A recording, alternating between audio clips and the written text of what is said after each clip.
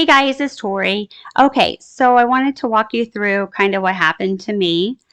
So I was doing a project on my Cricut Maker, and just in the midst of cutting, all of a sudden the power button started flashing red, just like this.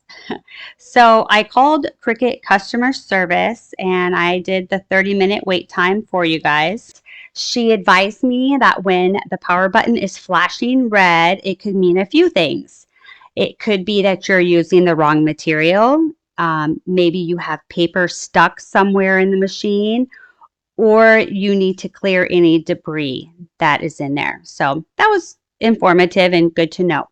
So the first step she had me do was to move the sidebar side to side 5 times like this. And I guess that is to help loosen any paper or debris.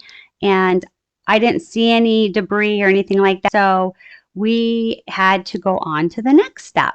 Okay, so for the next step, we need to close Cricut Design Space.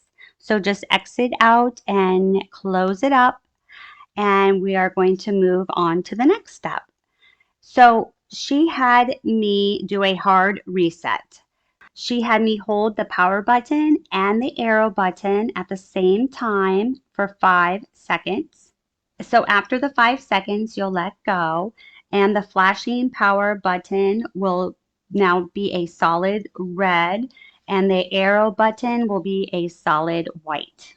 Now we're ready to open Cricut Design Space, and then we will click on the 3 white bars on the upper left hand side, and you'll want to select Update Firmware, and you'll need to select the Cricut machine that pertains to you, and just follow the steps just like you did when you first set up your Cricut. And just a little FYI, when you're updating and doing that, you do not have to unplug any of the power cords.